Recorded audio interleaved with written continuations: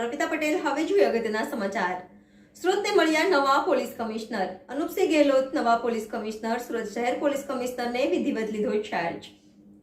NN news Surat. દર્શક મિત્રો, તમારી આસપાસ બની રહેલી અવનવી ઘટનાઓ વિશે જાણવા માટે NN ન્યૂઝને લાઇક કરો, શેર કરો, સબસ્ક્રાઇબ કરો અને બેલ આઇકન પ્રેસ કરો, જેથી આપને નોટિફિકેશન્સ મળતી રહે.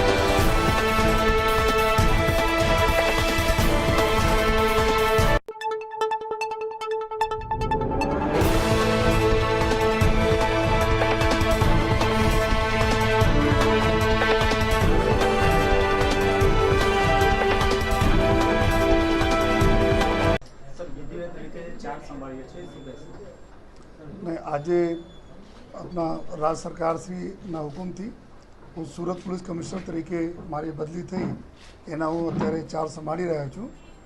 અને જો પ્રાથમિક જો સુરત पुलिस कमिश्नर तरीके जो हमारी मुख्य जो फ़र्ज है कि अपने शहर में सुख शांति रहे, एना माटे तमाम प्रयासों जो पूरी सूरत टीम है हमारी कांस्टेबल थी मांडी અને પોલીસ કમિશનર સુધી તક આ આપણા ખડે પગે રહીને મહેનત જો કરતી આવી છે, આ કરતી રહેશે જોઈએ. અને અમે બધાને એશ્યોર કરીએ છીએ કે ખૂબ સરસ રીતે જો એક ટીમ વર્ક સાથે જોઈએ આપણી સુરતની પ્રજાની સેવા માટે કોઈ પણ કસર અમે લોકો બાકી રાખીશ નહીં જોઈએ.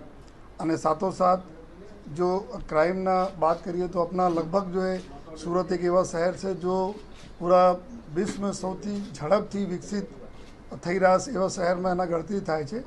ત્યારે આખા લગભગ જો પૂરે દેશભરના લોકો અહીંયા રહેતા હોય છે, કામ ધંધા બિઝનેસના કામે લોકો આવતા જતા રહે છે. ત્યારે આપણા માટે બી ઘણા બધા ચેલેન્જીસ હોય છે. તો આ ચેલેન્જીસના પૂર્ણ સુરત પોલીસ હરદમ કરતા આવી છે જોઈએ. અને આ દિશામાં આગળ પણ અમે લોકો કામ કરતા રહીશ.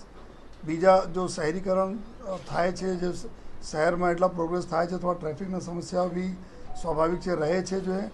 અને ઘણા બધી જગ્યાઓ એવું પણ છે કે સુરત સિટીમાં મેટ્રો અને બીજા કામો થઈ રહ્યા છે, એના માટે બી તો ટ્રાફિકના જ્યાં જ્યાં પ્રોબ્લેમ થાય છે એના બી ટોપ પ્રિયોરિટી રાખીને જો ટ્રાફિકના સમસ્યાના બી અમે લોકો ઉકેલ લઈ આવવાના પૂરા પ્રયાસ કરતા રહીશ.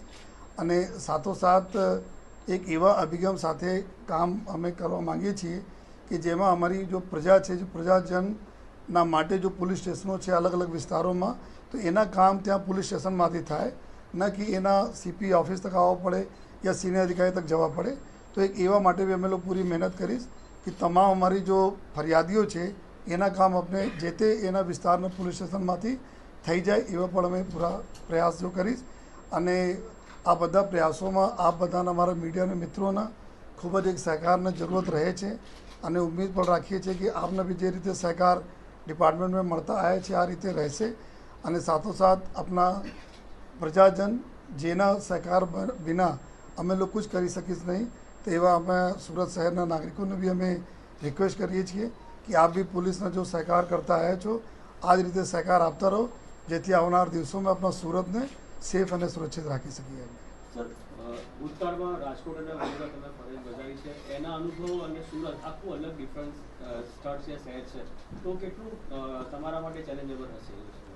અને અલગ અલગ વિસ્તાર આપણા રાજ્યના અલગ અલગ ભૌગોલિક વિસ્તારોમાં અલગ અલગ પ્રકારના જો ચેલેન્જીસ પોલીસ માટે હોય છે. સુરત એક એવા શહેર છે જો આપણા રાજ્યના વાત કરીએ તો એક તરફ ઇકોનોમિક કેપિટલ તરીકે ઓળખાય છે. અને એના જ લીધે બધા કામ ધંધા બિઝનેસ લીધે પૂરા દેશભર અને વિદેશો લોકો અહીંયા આવે છે, સ્થાયી થયેલા છે. અને કન્ટિન્યુઅસ અવર જવર બી ફ્લોટિંગ પોપ્યુલેશન બી થાય છે. તો એના સાથે સાથે આપણાને બી ચેલેન્જીસ બી અહીંયા વધુ રહે છે કે કોઈ પણ પ્રકારના ક્રાઇમ થાય તો તાત્કાલિક અહીંયાથી આરોપીઓ ભાગી બી જતા હોય. વેલ કનેક્ટેડ છે આપણા ટ્રેન માર્ગે, રોડ માર્ગે અને પ્લેન માર્ગે. તો સુરતના જો આ પ્રકારના વસ્તી પ્લસ અમે આજુબાજુ બી બીજા રાજ્યો સાથે બી નજીકના બાઉન્ડ્રી ધરાવીએ છીએ, નજીકના આ લોકો છે, તો એના લીધે થોડા જો ફ્લોટિંગ પોપ્યુલેશનવાળા ક્રાઇમ હોય છે એના માટે અલગ પ્રકારના ક્રાઇમ છે બીજા શહેરો કરતાં, તો એક આપણે માટે આ ચેલેન્જ રહેશે. લેકિન સુરત પોલીસ બી આ દિશામાં એક ટેવાઈ પડ ગઈ છે કામ કરવા માટે, ડિટેક્ટ કરવા માટે. એના માટે અગર આપ જુઓ તો સુરતના ક્રાઇમ રેટ બી ભલે વધે, લેકિન એના તો ડિટેક્શન રેટ ખૂબ સારા સુરતના હોય છે. તો આ જો પુરાના અનુભવ બધા અધિકારીઓ ખૂબ જૂના છે, અનુભવ છે, તમે લોકો આ અનુભવનો યુઝ કરીને સુરતના જો ચેલેન્જીસ છે એના હિસાબથી અમે લોકો કામ કરીએ છીએ.